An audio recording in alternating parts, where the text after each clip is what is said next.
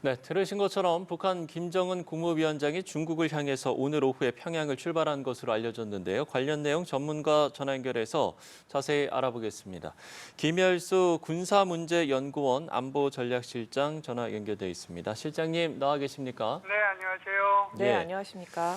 자, 먼저 김정은 위원장이 평양을 출발했다는 소식부터 저희가 좀 짚어봤으면 좋겠는데 일단 네. 출발 시점이 중요한 건 대략 이제 베이징에서 얼마나 머무를 것인가를 추측할 수 있기 때문일 텐데 출발 시점을 정할 때 어떤 고려 사항이 있었겠습니까? 이 부분 어떻게 보세요? 네, 지금 말씀하신 것처럼 내일 이제 몇 시에 도착하느냐 하는 것이 중요하죠. 네네. 그게 이제 그 이유가 바로 내일 오후에 일정들이 어떤 일정들이 있느냐 하는 것이 굉장히 중요하거든요. 예를 들어서 북한과 중국 사이에 정상회담이 있을 수 있고요.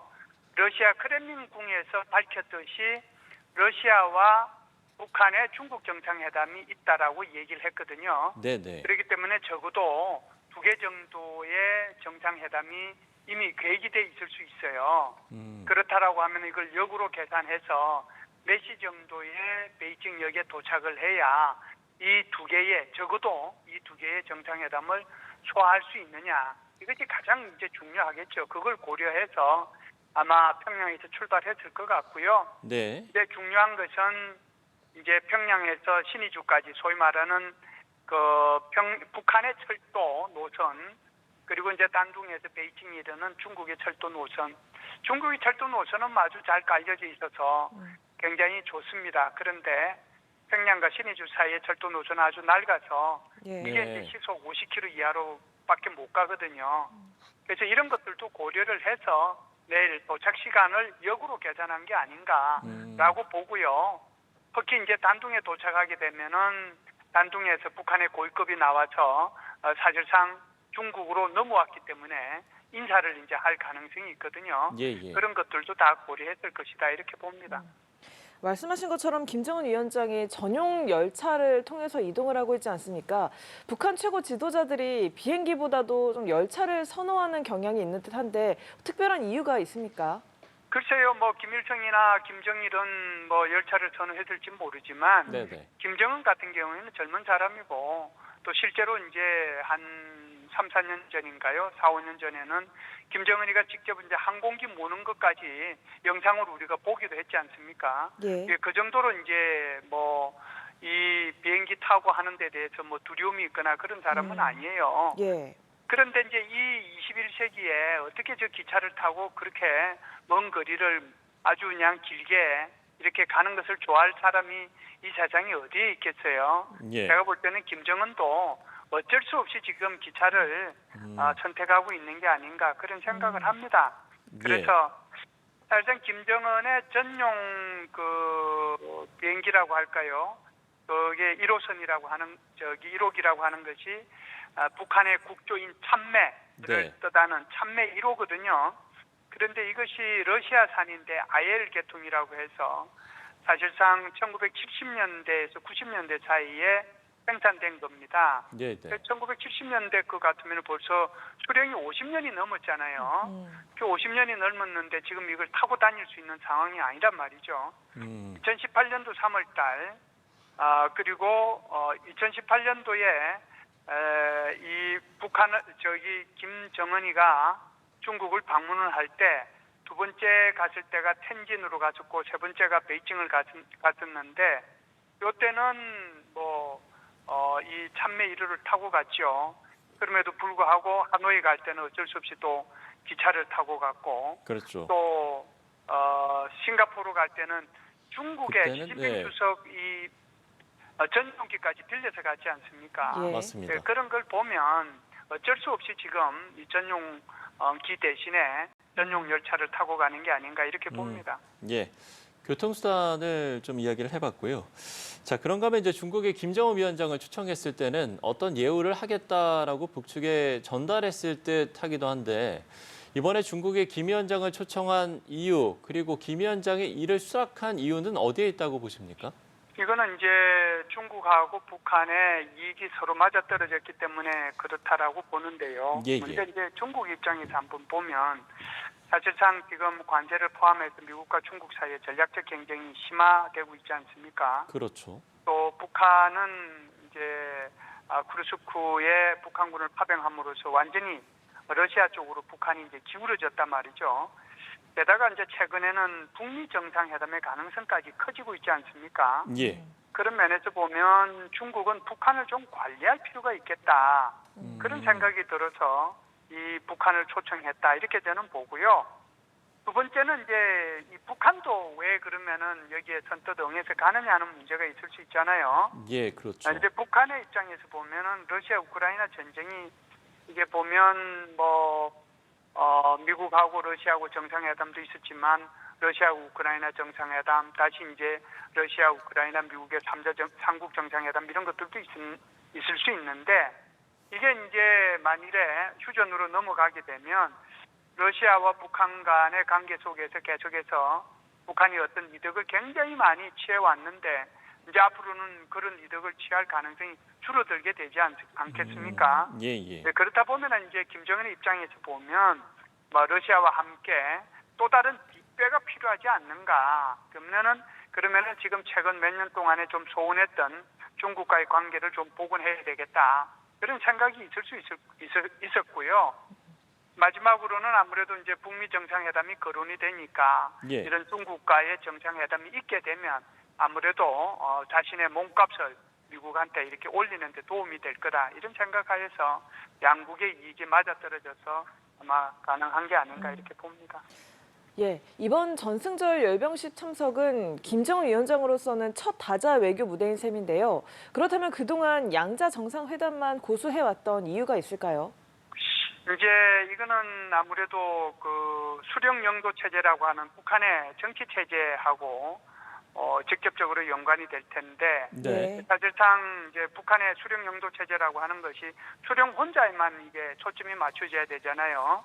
근데 다자 외교라고 하는 것은 모든 게 이제 분산이 되니까 이것이 이제 북한 체제하고 안 맞다라고 하는 것이 첫 번째가 될 거고요. 두 번째는 이제 아무래도 북한이 최근에 핵 미사일을 이렇게 개발을 해오다 보니까 국제적으로 이제 고립이 되지 않았습니까? 네네. 이래 북한이 최근 몇 년 동안에 무슨 아시안 확대 회의라든지 또는 이런 다자 외교 회담 등에 이렇게 참석을 했다라고 하면 북한에 대한 비판도 있고 김정은을 또 왕따시킬 수도 있고 그러지 않겠어요? 그랬다라고 하면은 북한 유일 지도 체제에 상처를 입을 수도 있는 거거든요. 그렇기 때문에 이제 북한이 이런 다자 외교 회담을 멀리하고 오히려 자신한테 초점이 맞춰지는 양자회담을 통해서 자신이 얻을 수 있는 이익이 있는 그런 회담에만 그렇게 참석을 해왔다 이렇게 볼 수가 있겠죠. 예. 자, 이전 방중 때는 부인인 리설주와 동행을 했습니다만 이번 행사에는 퍼스트 레이디 격으로 딸인 김주애와 참석할지에도 관심이 지금 쏠리고 있는데 일단 어떻게 예상을 하시는지도 궁금하고요. 만약에 네. 김주애가 참석을 한다면 이건 어떤 의미인지도 좀 짚어주신다면요. 이제 세 가지 시나리오가 가능할 거예요. 네. 김주애가 참석 안 할 것이다. 김주애가 참석해서 공식 행사에 김정은과 같이 동행해서 움직일 것이다. 예. 세 번째 시나리오는 김주애가 동행은 하되 노출되는 빈도는 최소한으로 줄일 것이다. 이 세 가지가 이제 다 가능할 텐데요. 네네. 아마 두 번째 시나리오가 되면 그러니까 김주애가 같이 가서 김정은과 공식 행사에 계속 같이 가게 되면 완전히 후계자로서 낙점이 되겠죠. 그런데 제가 볼 때는 김주애가 설령 간다고 하더라도 오히려 노출되는 빈도수를 줄이고 그러지 않겠는가. 그래야 김정은이가 부각이 되지. 그렇지 않으면 오히려 김주애가 언론에 부각될 수도 있는 거거든요. 예. 그러면 오히려 4대 세습에 대한 비판적인 것들이 오히려 전 세계에 언론을 장식할 가능성이 있단 말이죠. 그래서 이런 것은 좀 피하지 않겠는가라고 보고요. 더 이제 바람직하다라고 제 스스로가 생각하는 것은 이번 같은 경우에는 26개국 정상들이 참석하는 거니까 예. 오히려 데리고 가지 않는 것이 오히려 북한한테 좀 유리하지 않겠는가. 만일에 이번에 이제 26개국 정상이 아니고 중국에서 북한의 김정은만 이렇게 초청했다라고 하면 네네. 김주애가 가서 어떤 조선시대의 세자책봉처럼 낙점을 받는 그런 시나리오가 가능할 텐데 글쎄요, 한번 두고 보겠습니다. 예. 네. 자, 다자 외교 성격을 감안해서 그렇다면 좀 단독으로 갔을 가능성은 어떻게 보십니까? 단독으로 갔을 가능성도 있는 거죠. 지금은 이제 이게 부인 이설주 여사하고 같이 가거나 그렇지 않으면 이제 단독으로 갔을 수도 있는데 결국은 이제 그것은 화면에 뭔가 한번 잡혀야 되겠죠. 예. 예, 예. 그래서 그 화면에 잡히는 날까지는 모르겠는데 제가 김정은이라고 하면 저는 이번에는 딸을 안 데려가고 싶을 거예요. 근데 이제 예. 뭐라고 할까요? 이 시진핑 주석으로부터 이게 자신만 이렇게 초청을 받았으면 뭐 당연히 데리고 갈 가능성이 있는데 이번에는 오히려 데리고 가서 오히려 불편을 더 초래하게 되고 초점 자체가 김주애로 넘어가게 되고 오히려 이게 4대 세습으로 가게 되는 세계적인 이제 비판을 받게 되는 그런 상황에 오히려 처할 수 있기 때문에 제가 볼 때는 오히려 손해일 거다는 생각이 더 많이 들어요. 예. 자, 러시아 당국에서 푸틴 대통령이 김 위원장과 회담을 추진 중이라고 밝혔고 앞서 이제 이 부분도 좀 이야기를 했습니다만 그러면 북중러 3국이 같은 테이블에 앉을 가능성 이 부분까지는 좀 어떻게 보세요? 그러니까 천안문에 착석하는 모습이 아니고 삼국이 이제 같이 회담하는 그런 예, 것을 그렇죠. 지금 회담을 이야기하는 겁니다. 네, 질문하신 것 같은데요. 예, 여기에는 아무래도 이제 중국의 입장이 가장 많이 고려가 되지 않겠는가라고 생각을 합니다. 예. 중국 같은 경우에는 미국하고 유럽에 수출을 제일 많이 하잖아요. 그래서 이것 자체가 만일에 한국이 같이 앉아서 어떤 정말 북중러 회담을 하게 되면 이것 자체가 미국이나 또는 유럽연합에 주는 좀 덜 좋은 영향 이런 것들이 크기 때문에 예. 아무래도 이제 중국은 이것을 덜 고려할 것이다. 그러니까 한국 정상회담은 적어도 이번에는 안 하려고 하지 않겠는가. 왜 그러냐 하면은 막루에 올라가서 사진 찍히는 것만 하더라도 충분히 중국이 어떤 의도를 가지고 앞으로 어떻게 할지를 전략적 커뮤니케이션을 할 수 있는 거거든요. 예, 예. 그런데 굳이 이게 이제 삼국 정상회담까지 이렇게 할 필요가 있겠는가 그런 생각은 해요. 그래서 뭐 그럼에도 불구하고 뭐 하겠다고 하면은 뭐 할 수는 있겠죠. 그런데 통상 양자 회담이든 삼자 회담이든 그런 회담이 있게 되면은 그 전에 실무 회담이 있고 외교부 장관끼리 뭐 회담, 의제 조율하고 이런 과정들을 거치지 않습니까? 그런데 제가 볼 때는 지금까지 북중러 삼국이 또는 뭐 실무 회담이나 또는 삼국의 외무부 장관끼리 모여서 의제를 조율했다는 그 소식은 못 들었거든요. 뭐 그런 차원에서 본다면 한국의 정상회담의 가능성은 좀 낮지 않겠는가. 단 북중, 북러, 그다음에 중국, 러시아 양국 간의 정상회담은 가능성이 다 열려 있는 거죠. 예, 예. 예. 천안문 막루에 오를 때 자리 배치를 좀 보면 시진핑 주석 좌우로 김정은 위원장과 푸틴 대통령이 앉습니다. 이렇게 북중러 새 정상이 나란히 착석한 모습을 전 세계에 좀 어떤 메시지를 발송할 것으로 보세요?